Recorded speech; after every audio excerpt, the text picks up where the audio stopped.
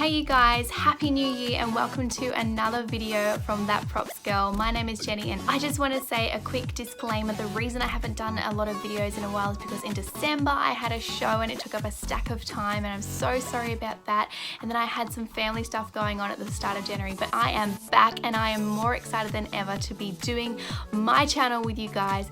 I'm super excited for today's video because it's following a recent upload I did on my TikTok account, which you can follow me at That Props Girl over there. I did a DIY book jacket for a journal out of fabric offcuts and I got really good feedback from that, so I wanted to do it over here and actually show you guys how I did it. So if you are keen to learn how to do some DIY, stay tuned because you're gonna love this. As always, be sure to hit the like and subscribe button to keep up to date with all of my future uploads. And without further ado, let's go ahead and get started.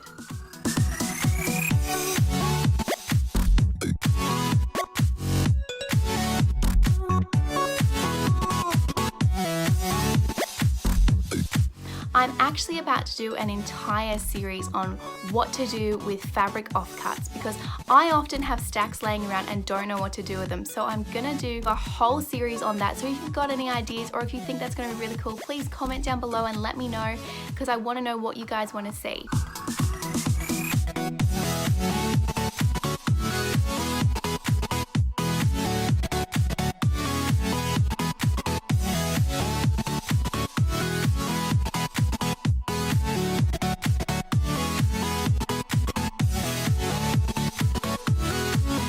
First things first, you'll need to get yourself some offcuts.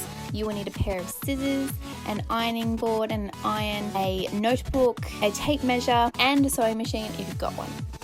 Okay, so basically the first thing you want to do is you want to measure the book that you're going to be using. So I'm going to measure the length. So the length is 21.5. Now you need to give yourself a little bit of extra room because we want to put a hem on it. In my one that I did on TikTok, I realized that I actually didn't have enough space for the hem. So on this one, I'm actually going to give 2 centimeters on either side for the hem. So I'm going to pull down an extra 4 centimeters, so making it 25.5 for the length.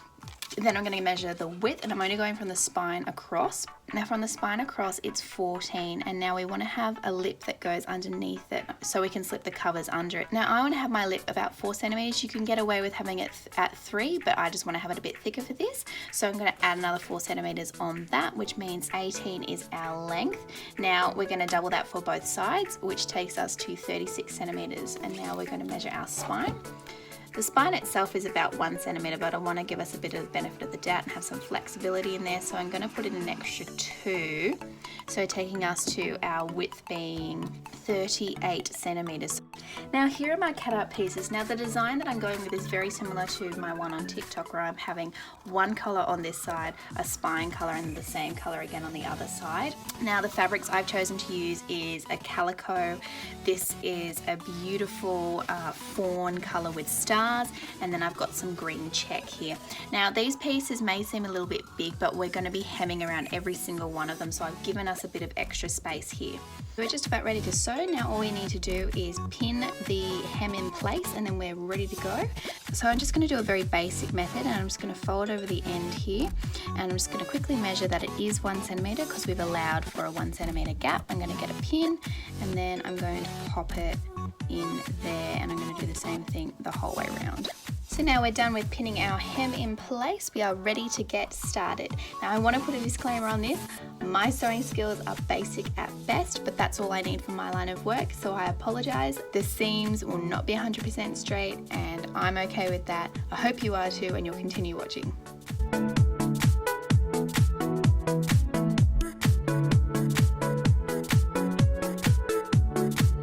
Now I'm going to go through and pin these other bits of fabric ready to be hemmed. And I should have said previously that the reason I am pinning the fabric in this manner with the ball bit of the pin sticking out is so that you can just grab it really quickly. Some people pin going across. That's perfectly fine. I think you can actually sew over the pins in this method as well and pull them out later.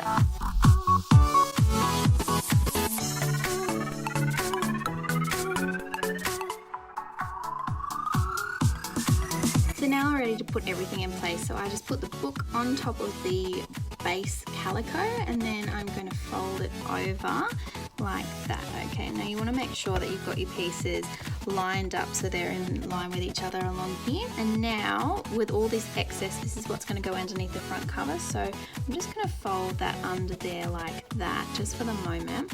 Now I'm going to put in place these pieces, and you can see, yes, there is a bit of an overhang on the edge of the book. Now I've actually done that on purpose because that's the look I wanted. Or if you want it to fit your book tightly, then you'll have to adjust your measurements accordingly. And now I'm just going to place that on top of there, and I'm actually going to just pin it in place so I can sew it in. You can of course extend this piece and make it go under as well with the rest of this fabric. It's up to you the kind of look you want. I'm just doing this in a very simple fashion, and this is what I want to do. It's completely up to you. So I'm going to do that on both sides and sew them in place, and then I'm going to make my last piece this one.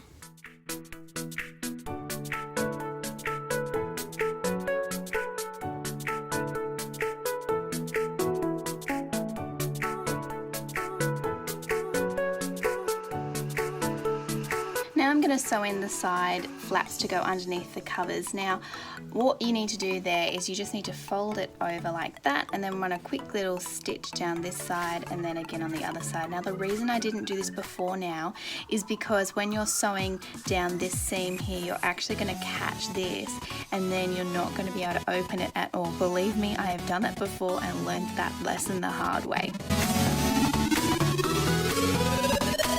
Alright, so now that we're done sewing those seams, I'm just going to make sure that it fits. I'm going to pop that over there, flip that over and pull that underneath that bit. Now you do want it to be fairly tight because otherwise it's going to fall off the book, and there we go, that is a perfect fit right there. Now you can stop there if that's all you want to do and you don't want to do with the center spine bit. I personally really like this look, but I'm still going to go ahead and put it in at the center spine. In order to do that, we're going to measure that there and make sure that it's even on both sides before we pin it in place. You know what, actually on second thoughts I've decided not to put this bit in place. I actually think it does look better without it. I really like the look of this, so I'm just going to go ahead, cut off all the loose threads, and then that is done.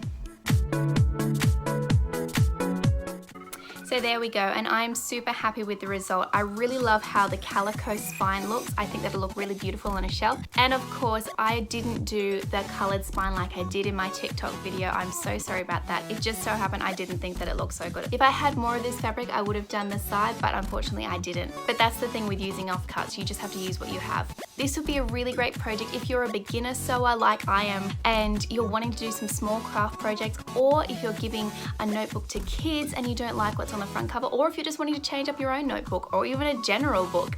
This is a perfect opportunity to do something that's economically friendly, environmentally friendly, and it's recyclable. You could probably even do this on school books, so maybe this is an awesome time for this to drop right before school goes back. There are tons of things that you can do with offcuts, and I'm going to be exploring that throughout my next few videos. So if you are keen, be sure to hit that subscribe button to stay up to date. But that's all I've got for you today. Stay tuned and I'll see you next time. Bye!